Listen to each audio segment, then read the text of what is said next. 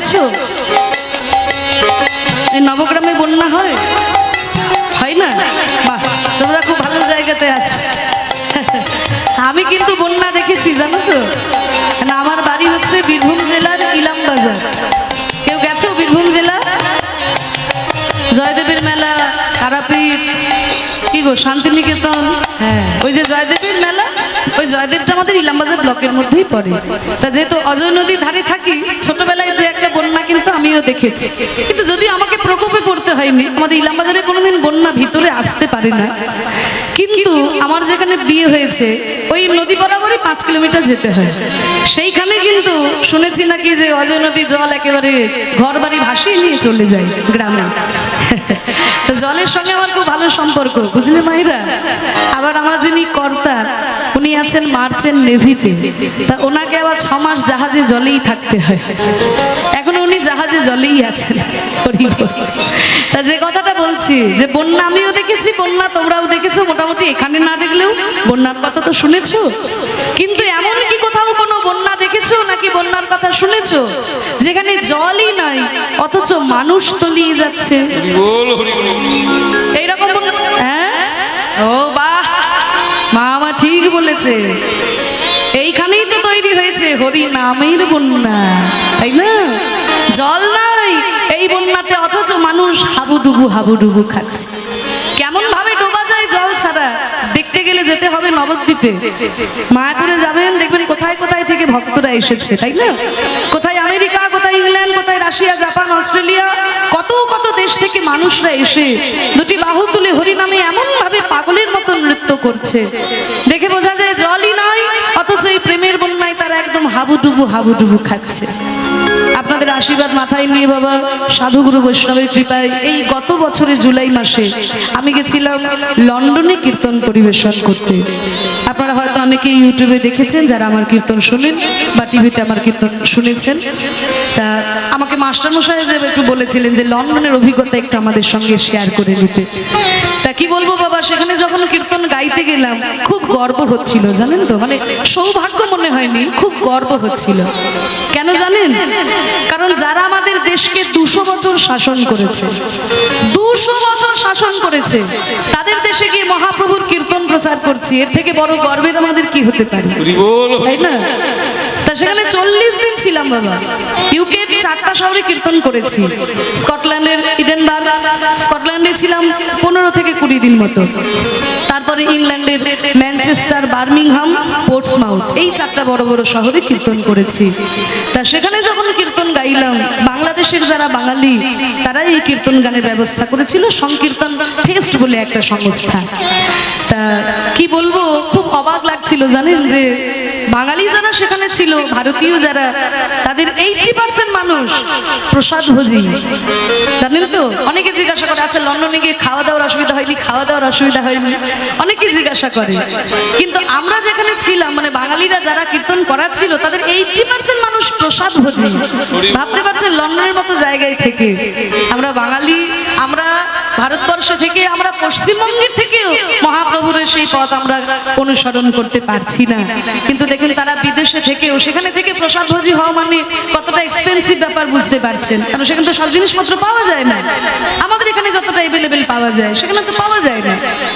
তা কি বলবো, তারা হরি নামে এতখানি ডুবেছে। বাঙালি যারা, হিন্দু যারা, তারা তো করছে, কিন্তু ওই দেশের কত সাদা চামড়ার মানুষ, তারা পর্যন্ত তিলক সেবা করে, গলায় তুলসীর মালা পরে, ধুতি চাদর গলায় দিয়ে এমন ভাবে খোল করতাল সঙ্গে নিয়ে হরি নাম করছে, ধুলাই লুটিয়ে গড়াগড়ি দিচ্ছেন। যারা আমাদেরকে মদ খাওয়া শেখালো, যারা আমাদেরকে সিগারেট খাওয়া শেখালো, যারা আমাদেরকে প্যান্ট শার্ট পরা শেখালো, তারা পর্যন্ত হা গৌর কিছু চাই না বলে ধুলাই লুটিয়ে গড়াগড়ি দিচ্ছেন। সম্ভব হয়েছে মহাপ্রভুর জন্য, জানেন তো। মহাপ্রভু বলেছিলেন পৃথিবীতে আছে যত নগরাদি গ্রাম, সর্বত্র প্রচার হবে আমার হরে কৃষ্ণ নাম। মহাপ্রভুর এই বাণী যেন সত্যি হয়ে উঠেছে। পৃথিবীর কোনায় কোনায় আজকে হরি নামে সবাই ডুবে গেল, জলই নাই, অথচ এই প্রেমের বন্যায় সবাই হাবুডুবু খাচ্ছে। এমন বন্যা দেখি নাই মানুষ শুকনাতে তলা, বন্যা দেখি নাই মানুষ শুকনাতে তলা, আর ডুবলো নদের নারী পুরুষ জাতির বিচার নাই। বন্যা দেখি নাই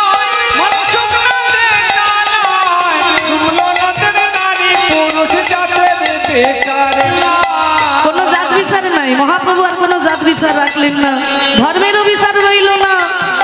তাই তো তাকিয়ে দেখো ওই হরিদাস হরি বলে বলে রে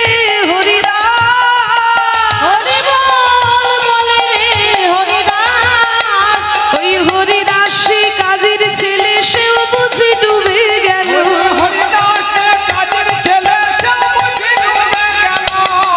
হরি নামের বন্যা যে এলো প্রেমানন্দে হরি বলো, হরি নামে বন্যা যে এলো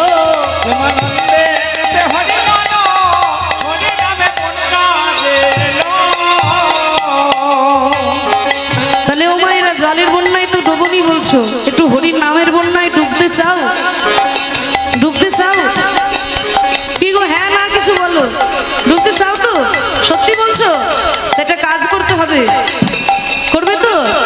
গরমে কষ্ট হবে, তাও করবে তো? দুটো হাত তোলো দেখি, সবাই তুলো, সবাই দাঁড়িয়ে আছেন বসে আছেন সবাই। যে হাত না তুলবেন আমি কিন্তু আঙুল দেখে দাঁড় করিয়ে দেবো। আর যার হাত নাই, যার হাত নাই তার তোলা দরকার না। ঠিক আছে, মহাপ্রভু যাদের দুটো হাত দিয়েছেন তুলুন, তুলুন সবাই তুলুন, নামাবেন না, তুলুন। বাহ, এবার একটু করো তাই।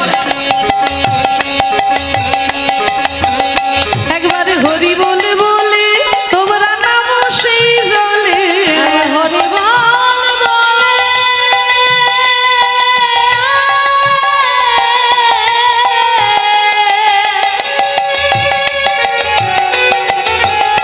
তোমরা নামো সেই জলে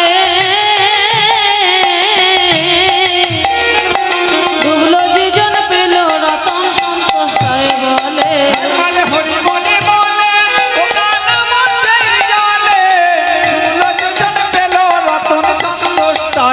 এ নামে ডুবার মতো হরি বলে বলে রে ডুবার মতো, হরি বল বলে রে ডুবার মতো আরে ডুবার মতো যে ডুবেছে সেই ডুবে রতন পেল।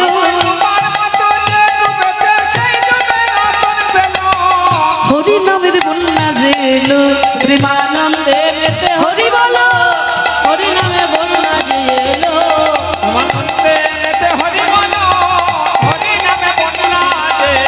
প্রেমানন্দে মেতে হরি বলো, হরি নামে বন্যা যে এলো ও মায়েরা হরি নাম করে আনন্দ হয়েছে? সত্যি কথা বলছো? সত্যি সিরিয়ালে দিব্যি বলছে। শোনো মা, আনন্দ থাকবে, বিনোদন থাকবে, সবই থাকবে, কিন্তু জানো সাধন ভজন ভুলে যেও না। মহাপ্রভু হরি নাম দিয়ে জগৎকে উদ্ধার করলেন, তাই হরি নামের মধ্যে যখন সবাই ডুবলো, মহাপ্রভু যখন হরি নাম করছে সঙ্গে সঙ্গে নিত্যানন্দ তার সঙ্গে এসেছে।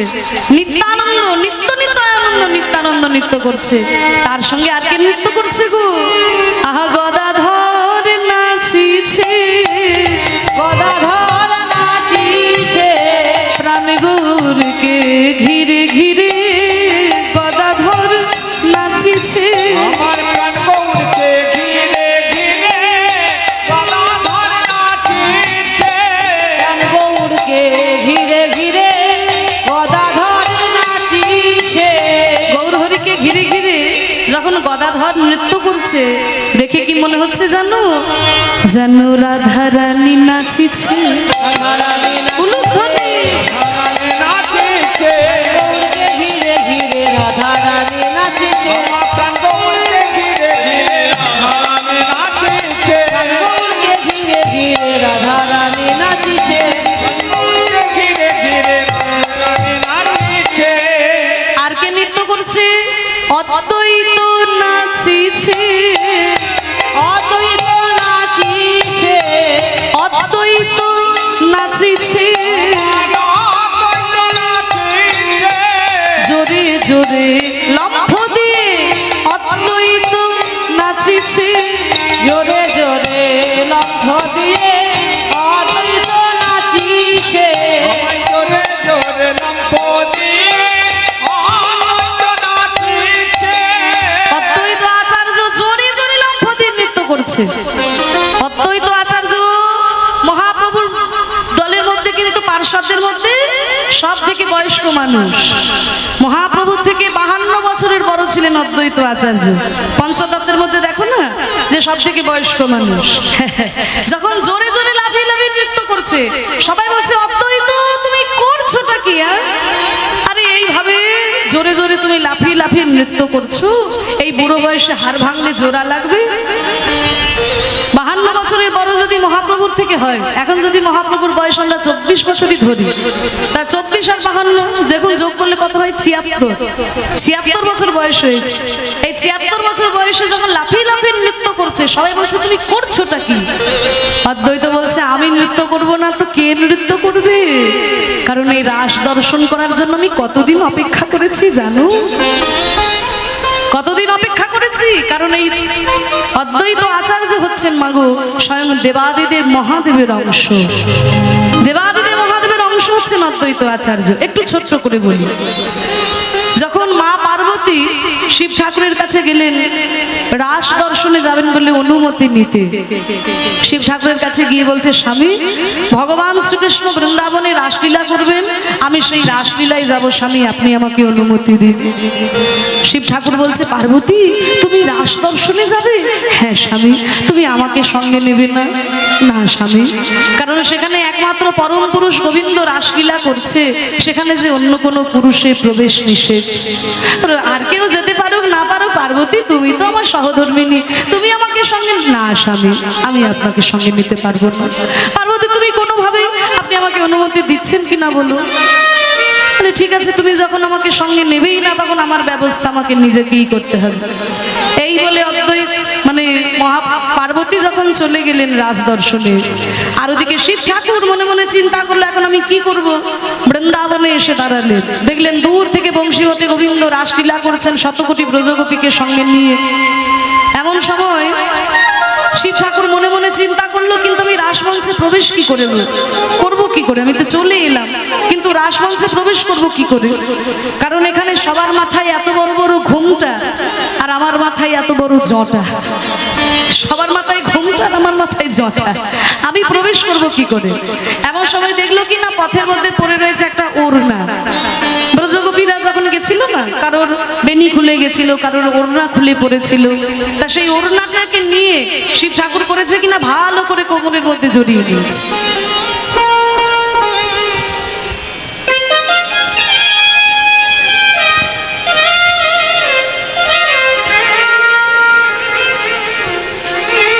ওড়নাটাকে ভালো করে জড়িয়ে দিয়ে যেই না রাস মঞ্চে প্রবেশ করেছে শিব ঠাকুর, প্রবেশ করা মাত্রই ভগবান শ্রীকৃষ্ণের রাস নৃত্য ভঙ্গ। একই আমাদের এত সুন্দর রাস নৃত্য ভঙ্গ হয়ে গেল কেমন ভাবে? তাহলে নিশ্চয়ই রাসমঞ্চে অবাঞ্ছিত কারোর প্রবেশ ঘটেছে। কে প্রবেশ করলো এই রাসমঞ্চে? আচ্ছা, আবার এই রাসমঞ্চে সবাই তোমরা গোপী আছো তো? সবাই তোমরা গোপী? কেউ তো আর না বলবে না, কারণ কেউ গোপী না হলেও কেউ না বলবে না। এত বড় বড় ঘোমটা থাকলে তো বোঝা যাচ্ছে না। আচ্ছা, তোমাদের ঘোমটাগুলো একটু তুলে তুলে দেখিয়ে দিবি সবাই এখানে গোপী আছে কিনা দেখি।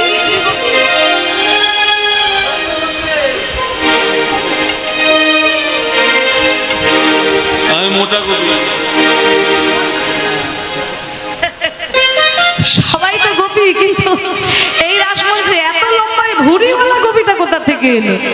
একে তো চিনতে পারছি না। ও গোপী, তোমার নাম কি গো? আমার নাম শ্বেত গোপী গো, শ্বেত গোপী। শ্বেত গোপী? বলে আমার নাম শ্বেত গোপী, মানে সারা গায়ে ছাই ভস্ম মাখা আছে না, আমার নাম শ্বেত গোপী। শ্বেত গোপী এইরকম কোন গোপীর নাম শুনেছি বলে তো আমার মনে পড়ছে না। তা শোনো ব্রজগোপী, তোমার ওই নাম শুনে তো আমি তোমাকে ঠিক বুঝতে পারছি না। তা তোমার ঘোমটাটা তোলো দেখি, মুখটা দেখলে একটু চিনতে পারি কিনা। কই দেখি তোমার ঘোমটাটা তোলো দেখি। ওরে বাবা, দেখো থরথর করে কাঁপছে। আরে আমাকে দেখে ভয় পাওয়ার কিছু নেই। আচ্ছা ঠিক আছে, তুমি যখন ভয় পাচ্ছ, লজ্জা পাচ্ছ, আমি তোমার ঘোমটাটা তুলে দিচ্ছি। তারা সঙ্গে করে সাপ টাপ নিয়ে এসছে নাকি? রাসমঞ্চে কোনো বেদিনী টেদিনী এলো নাকি রে বাবা? আচ্ছা আরেকবার দেখি। গলায় ছিল সর্পদেবতা। যখনই ঘোমটা তুলতে যায় আপনি ফস করে ওঠে। গোবিন্দ বলছে শোনো, তুমি বেদিনী হও আর তুমি যেই হও, আমি তোমার পরিচয় জেনেই ছাড়বো। দেখি দেখি তুমি কোন গোপী। দেবাদিদেব মহাদেব, তুমি আমার এই রাস মঞ্চে কেন এসেছো? আমি এসেছি দয়াময়, তুমি তো আমার অন্তরের কথা সবই জানো। তোমার রাসলীলা দর্শন করা আমার মনের বড় ইচ্ছা, কিন্তু তোমার রাসলীলাতেও কোনো পুরুষের যাওয়া অধিকার নেই। তাই রাস্তায় আস্তে আস্তে এই বসনটা পেয়েছিলাম, তাই গোপী সেজে তোমার এই রাসলীলায় এসেছি। দেবাদিদেব, সামান্য মানুষেরা যেমন আমার লীলা বুঝতে না পেরে আমার লীলায় ব্যাঘাত ঘটায়, তুমি দেবের আদিদেব হয়ে আমার লীলায় ব্যাঘাত ঘটালে, সামান্য মানুষের মতো তুমি আচরণ করলে দেবাদিদেব। তাই আমি তোমাকে অভিশাপ দিলাম, আগামী কলিযুগে তুমি মানুষ হয়ে জন্মগ্রহণ করবে। দেবাদিদেব বলল, হে প্রভু, আমাকে মানুষ করেই পাঠান, আর আমাকে যেই রূপেই পাঠান না কেন আমার তাতে কোনো দুঃখ নাই প্রভু। তবে আমার একটাই চাওয়া, যে এই রাস দর্শন করার জন্য আমাকে এই অভিশাপ পেতে হলো প্রভু। আমি যেখানেই যাই না কেন সেখানে গিয়ে যেন আমি তোমার রাসলীলা দর্শন করতে পারি। ভগবান বললেন, দেবাদিদেব তুমি বড় চতুর, আমি তোমাকে মানুষ করে পাঠালাম আর তুমি বললে সেখানে রাসলীলা দর্শন করব। মানে তোমাকে যেখানেই পাঠাই আমাকেও যেতে হবে, কারণ রাসলীলা তো আমি ছাড়া কেউ করতে পারবে না। তাই হবে। যেদিন নদিয়ায় নবদ্বীপে গৌরাঙ্গ হইব, যেদিন শশী গর্ভ সিন্ধু মাঝে জন্ম লইব, যেদিন কলিহাত জীবের দ্বারে দ্বারে হরি নাম বিলাব, তুমি হবে অদ্বৈত আচার্য। সেদিন নবদ্বীপের পথে পথে প্রত্যেক দিন আমি রাসলীলা করব। সেদিন মনোবাসনা পুরাইব, হরিব। সেদিন কলি ধন্য হবে, মনোবাসনা পুরাইব। ওই কলি জীব উদ্ধার পাবে,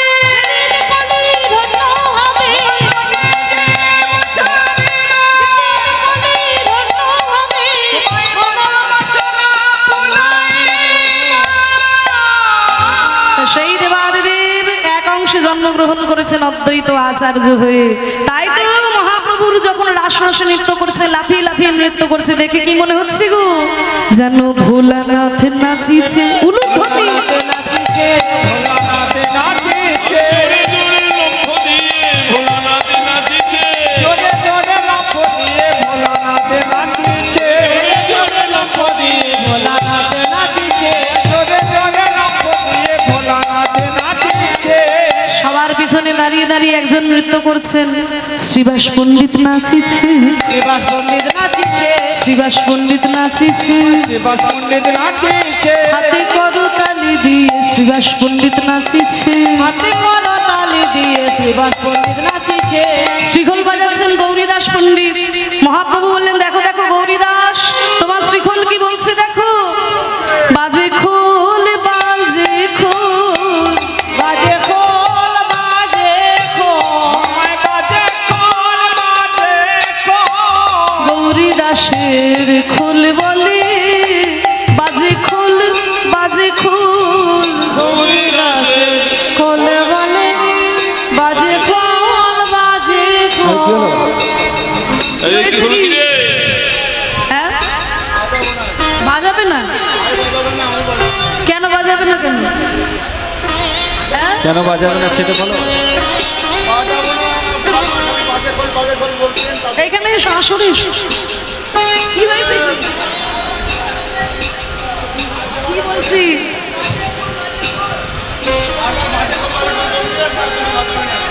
ও বাজে খোল বলেছি বলে বাজ। আরে এদিকে আসো, সর্বনাশ। এদিকে এসো, আসো থেকে নেমে যায় নাকি? এদিকে এসো, এদিকে এসো।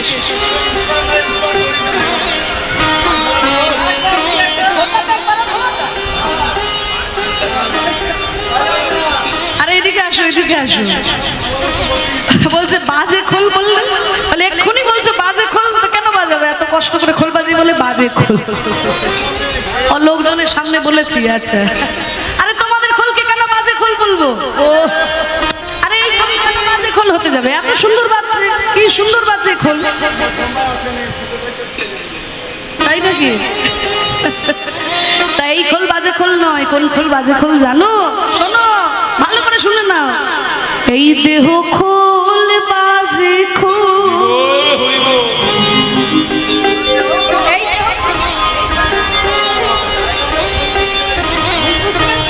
এবার বাজাবে তো? ভাই যা বলবে দাদা তাই করবে নাকি? সরি বলছে এই মাটির মৃদঙ্গ নয় মাগো, এই মাটির খোল তো গোবিন্দের নামে বাজে, গৌর হরির সংকীর্তনে বাজে। কিন্তু আমাদের এই দেহরূপী খোলে এমন সাধের মানব জন্ম পেয়ে এই গোবিন্দ নামে বাজলো না, বদন ভরে কৃষ্ণ নাম করলো না, হাত দিয়ে গোবিন্দের সেবা করলো না, চরণ দিয়ে তীর্থ দর্শনে গেল না, এমন মানব জন্ম পেয়ে এই দেহ খোলটা আমাদের বাজে খোল হয়ে গেছে মাগো। তাহলে বাজে বস্তু কি কোনোদিন ভালো হয় না? নিশ্চয়ই হয়। এই যে দেখুন এই খোলগুলো বাজছে, ভালোই বাজছে, প্রত্যেকদিন বাজছে তো, মাঝে মধ্যে বাজে হয়ে যায়। আমরা তখন কি করি না, সেটাকে দাস মহাশয়ের কাছে নিয়ে যাই। দাস মহাশয় আবার খোলটাকে ভালো করে দেয় বলে তারপরে আবার আসরে বাজে। তাহলে এই যে আমাদের এই দেহরূপী খোলটা এই সংসারের কালচক্রে করে বাজে হয়েছে, তাহলে এই বাজে বস্তু, এই বাজে খোলকে, এই দেহ খোলকে ভালো করতে গেলে কি করতে হবে না, গুরুর চরণ ধরতে হবে, গুরুর চরণ ধরতে হবে, গুরুর চরণ ধরতে হবে, চরণ ধরতে হবে, ওগো গুরু কৃপা করো বলে গুরুর চরণ ধরতে হবে। গুরু কৃপা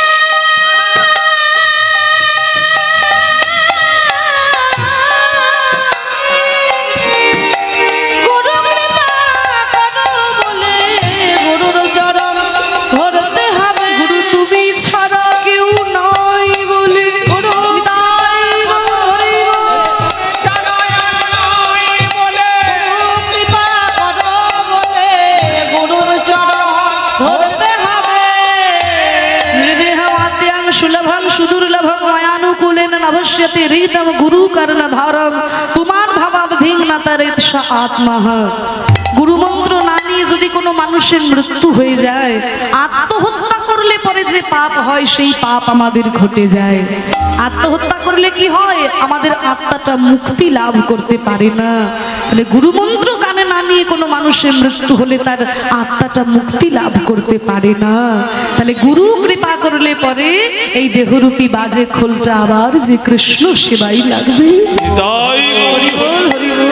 বলে তাকে ধিক তাকে ধিক তাকে ধিক তাকে ধিক, যে গোবিন্দের নাম ভজে না, তাকে ধিক তাকে ধিক, যে গোবিন্দের নাম ভজে না, তাকে ধিক তাকে ধিক, যে গোবিন্দের নাম ভজে না তাকে ধিক তাকে ধিক তাকে ধিক।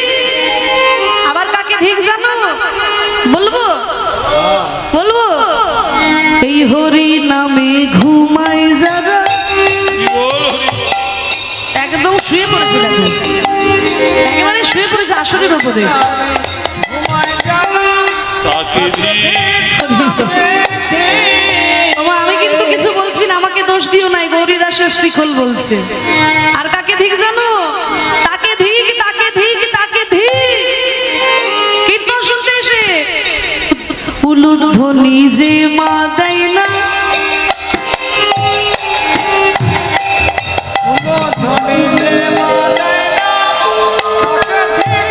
যাকেবার দিয়েছে তাকে। আবার হরিধ্বনি যারা দেয় না তাকে ধিক, নিতাই গৌর হরি বল। হরি ধরে যারা দেয় না, তাকে ধিক তাকে ধিক। তাহলে আর ধিক পেতে হবে না। করতাল বাজাচ্ছে শ্রীবাস পণ্ডিত, করতাল কি বলছে গো? করতাল বলে করতাল, করতাল বলে করতাল, করতাল বলে করতাল, করতাল বলে করতাল, বেতালে কাটিও নাকাল, করতাল বলে করতাল। বেতালে কাটিও নাকাল, করতাল বলে করতাল। এমন মানবে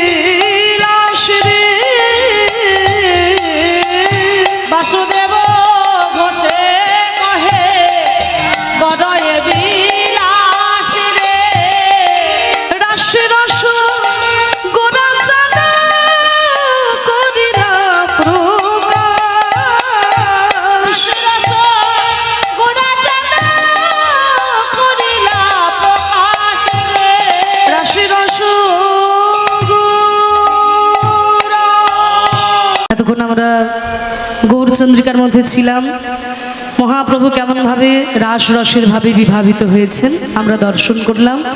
এবার চলুন যাই মধুময় শ্রীধাম বৃন্দাবনে। বৃন্দাবনে গিয়ে ভগবান শ্রীকৃষ্ণের সর্বলীলার মুকুটমণি লীলা শ্রী শ্রী রাসলীলা আমরা আস্বাদন করব। কি গো মায়েরা, সবাই বৃন্দাবনে যাবে তো? সবাই বৃন্দাবনে যাবে? সবাই যাবে? আচ্ছা বেশ, যারা যারা যাবে না একটু উলুধ্বনি দাও।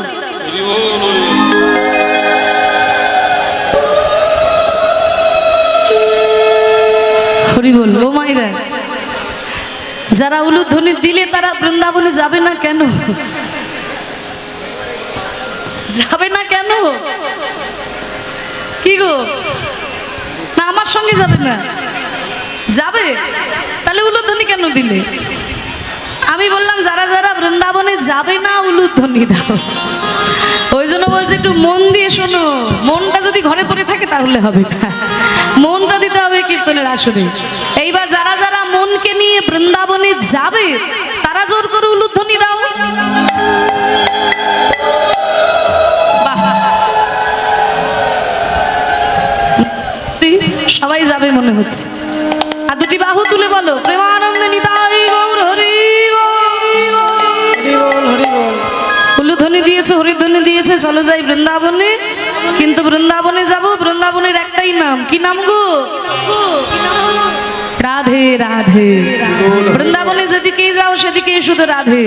রাধা ছাড়া বৃন্দাবনের কোনো গতি নাই, তাই না? এক একটা জায়গায় এক একটা কথা প্রচলিত থাকে। যেমন ধরুন এই যে জগন্নাথ দেবের দর্শন করতে যদি কেউ পুরীতে যান, গেছেন তো? পুরীতে জগন্নাথ দর্শন করেছে? হ্যাঁ, অনেক ভক্তরাই করেছেন।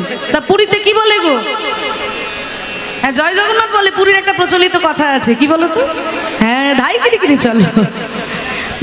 আমি যখন প্রথমবার পুরী গেছিলাম তখন খুব ছোট ছিলাম, ক্লাস 2-3-তে পড়ি। এবার উদয়গিরি খণ্ডগিরি পাহাড় আছে না, এবার সেই পাহাড়ের উপরে উঠছি। আর এই পাহাড়ের উপরে উঠতে উঠতে একজন পিছন থেকে এসে বলে ধাই কিরি কিরি চল। যেই বলেছে ধাই কিরি কিরি চল, আমি ভয় পেয়ে গেছি। ও মা, আমাকে গালাগালি কেন দিল? হরি বল।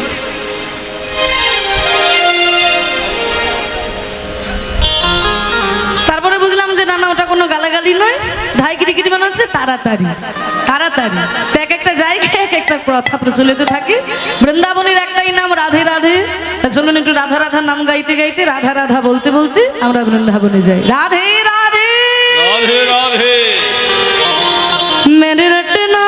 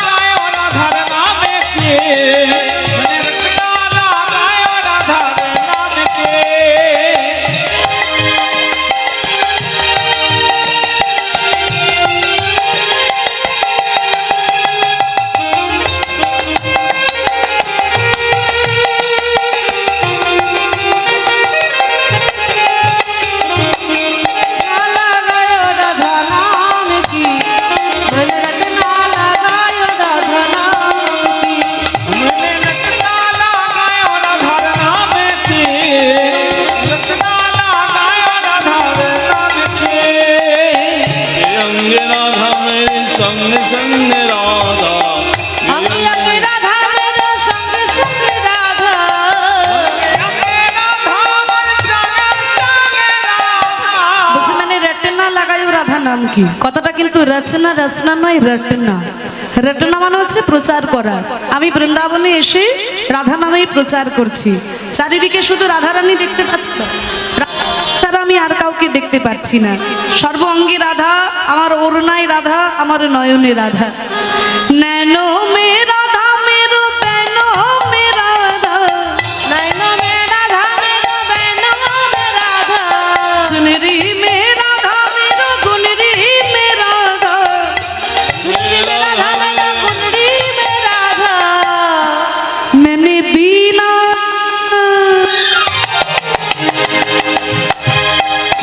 मैंने बीना उठायो राधा नाम की, रटना लगायो राधा नाम की। मैंने रटना लगायो राधा नाम की, मैंने रटना लगायो राधा नाम की।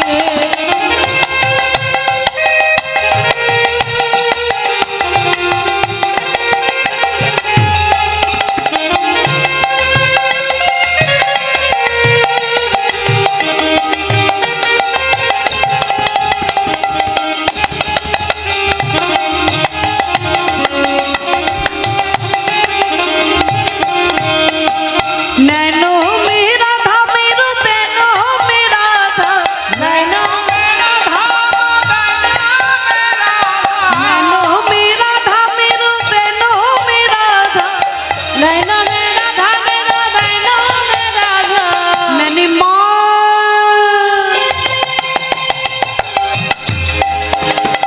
मांग भरी हो राधा नाम की, रटना लगायो राधा नाम की। मैंने रटना लगायो राधा नाम की, मैंने रटना लगायो राधा नाम की।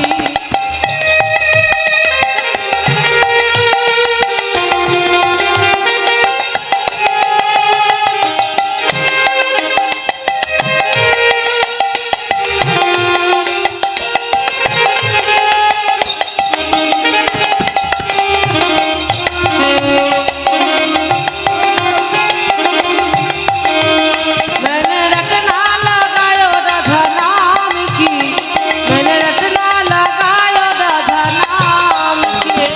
मैंने मांग भरी हो राधा नाम की। আমি সিঁথিতে সিঁদুর পরেছি, তাও রাধা নামে সিঁদুর পরেছি। ও মাইরা, আমরা সিঁথিতে সিঁদুর কেন পরি গো? সিঁথিতে সিঁদুর কেন পরি? হ্যাঁ, স্বামীর মঙ্গলের জন্য সিঁথিতে সিঁদুর পরি, তাই তো? তা সিঁথিতে সিঁদুর যখন পরো মায়েরা, রাধে রাধে বলে পরো, রাধে রাধে বলো বলো, কেউ বলে না। কিন্তু মাগো জানো তো, বৃন্দাবনের মেয়েরা যখন সিঁথিতে সিঁদুর পরে, তারা কিন্তু রাধে রাধে বলেই পড়ে। কেন জানো? কারণ তারা রাধারানীর কাছে এসে বলে, হে রাধে, তুমিও বৃন্দাবনের মেয়ে, আর আমরাও যে বৃন্দাবনেরই মেয়ে। কিন্তু রাধে গো, তুমি তো সাধনা করে ভজনা করে গোবিন্দকে পেয়েছো, কিন্তু আমরা তো তাকে পেলাম না। তাই তোমার নাম করে আমরা সিঁথিতে সিঁদুর পরলাম, যাতে দেহপতির ভজনার সঙ্গে সঙ্গে ওই জগৎপতি গোবিন্দেরও আমরা ভজনা করতে পারি। তাই তারা রাধে রাধে বলে সিঁদুর পরে। ও মাইরা, কাল থেকে তোমরা অভ্যেস করবে, কেমন?